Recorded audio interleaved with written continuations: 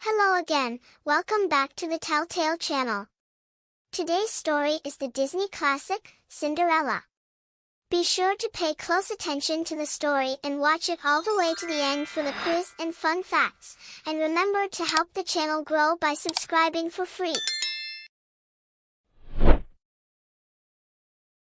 Once upon a time, in a faraway land, there lived a rich widowed gentleman and his beautiful daughter Cinderella. Cinderella's father was kind and loving. He married for a second time so that his daughter had a mother to care for her.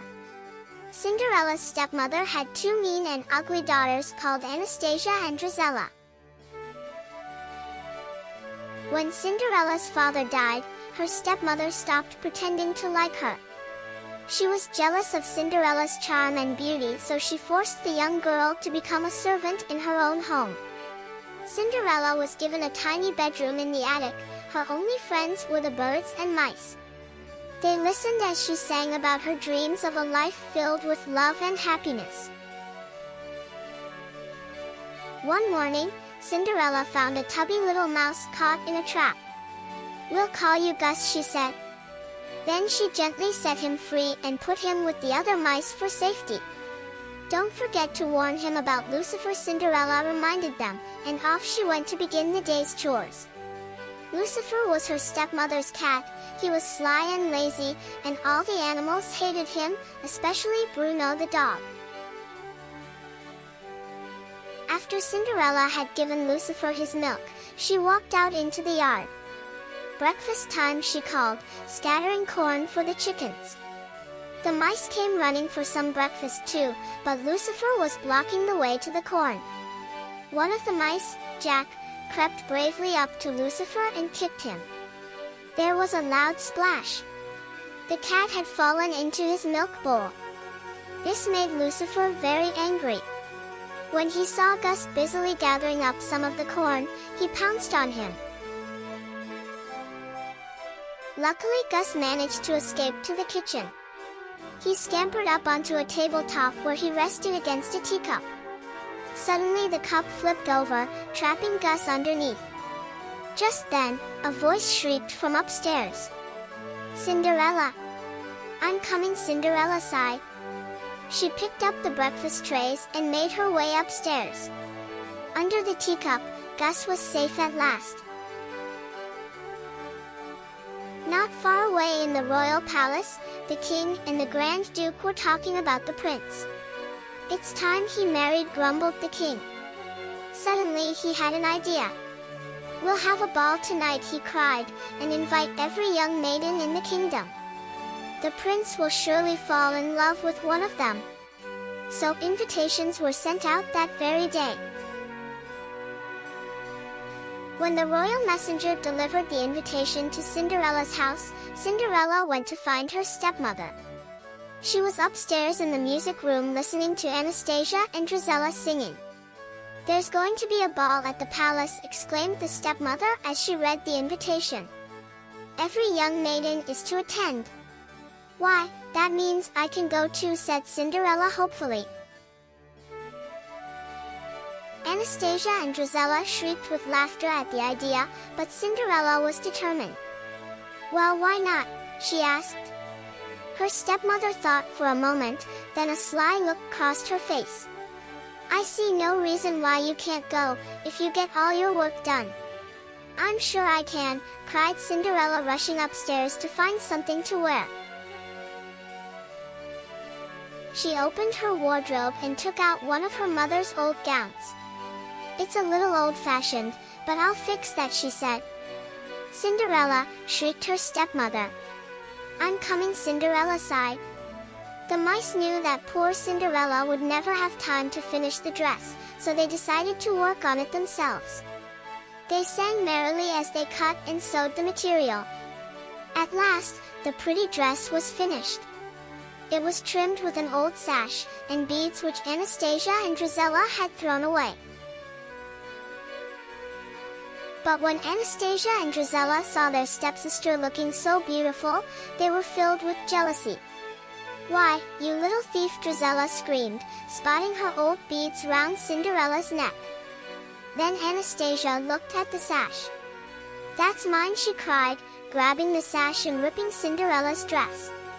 "Please stop," cried Cinderella. But it was too late, her dress was ruined. She ran into the garden and flung herself down by a bench. She sobbed as if her heart would break. Cinderella was so upset that at first she didn't see a magical swirl of light gather around her. When she looked up, an old lady was sitting on the bench. "I'm your fairy godmother," the lady said kindly. "Dry your tears, you can't go to the ball looking like that. Now, fetch me a pumpkin and hurry, even miracles take time." Minutes later, the fairy godmother waved her magic wand over the pumpkin. "Bibbidi bobbidi boo," she sang. The pumpkin changed into a sparkling carriage. "Now," said the fairy godmother, "with an elegant carriage like that, you simply have to have mice." With that, she waved her wand over Gus, Jack, and their friends and changed them into proud white horses. Another wave of the wand and Cinderella's horse was changed into a coachman and Bruno the dog was changed into a footman. Then with a final wave of the wand, Cinderella was dressed in a magnificent ball gown and delicate glass slippers. "Oh, thank you," cried Cinderella, stepping into the carriage. "It's like a dream come true." "I know, dear, but remember you only have until midnight," the fairy godmother warned. "On the last stroke of 12 the spell will be broken." At the palace, Cinderella entered the glittering ballroom excitedly. Glancing up, the prince saw her and thought she was the most beautiful girl he had ever seen. He took Cinderella's hand and led her to the dance floor. The prince knew that he had finally fallen in love. Dancing in the prince's arms, Cinderella felt as though she was floating on air. Suddenly, she heard a clock chime. It was the first stroke of midnight. "I must go," Cinderella gasped, as she fled through the ballroom and down the palace steps. "Wait, you can't go now," cried the prince. But Cinderella didn't stop, even when she lost one of her glass slippers on the steps. She leapt into the carriage, which raced away. As the last stroke of midnight was heard, the carriage turned back into a pumpkin and Cinderella found herself dressed in rags once more. But she was still wearing a single glass slipper. Back at the palace, the prince was heartbroken. He declared he would only marry the girl whose foot fitted the glass slipper he had found. The next day, the Grand Duke began his search. Every maiden in the land would have to try on the glass slipper until he found the prince's true love. Meanwhile, Cinderella's stepmother had become suspicious when she heard her stepdaughter humming the music from the ball. She was determined that Cinderella would not try on the slipper. When Cinderella went up to her room, she followed her and locked the door. At last, the Grand Duke arrived. Anastasia and Drizella were very excited. Taking their turn, they tried to squeeze their feet into the tiny glass slipper, but their feet were much too big. Jack and Gus were desperate to help Cinderella. They took the attic key from the stepmother's pocket and slowly pushed it up the stairs to Cinderella's room. Hot and tired, they finally managed to open the door and free their friend. Just as the Grand Duke was about to leave, Cinderella appeared. "Please wait," she called. "May I try on the slipper?" The Grand Duke led Cinderella to a chair and called for the footman.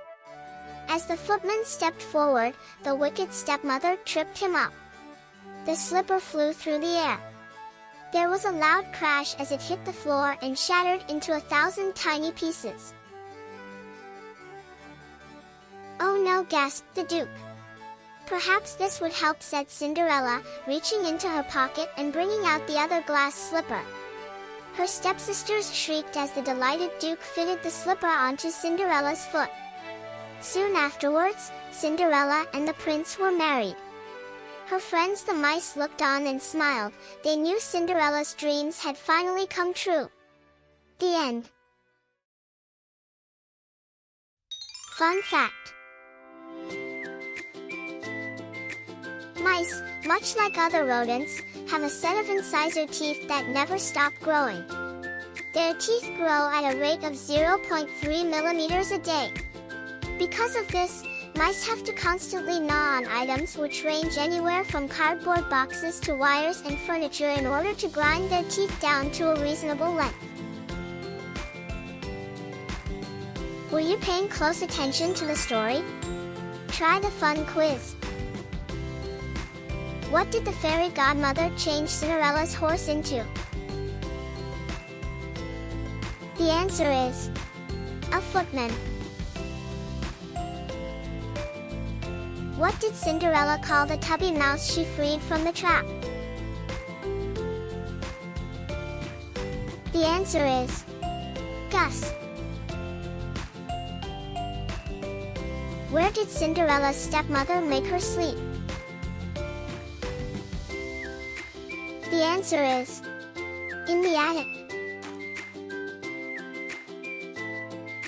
Fun fact: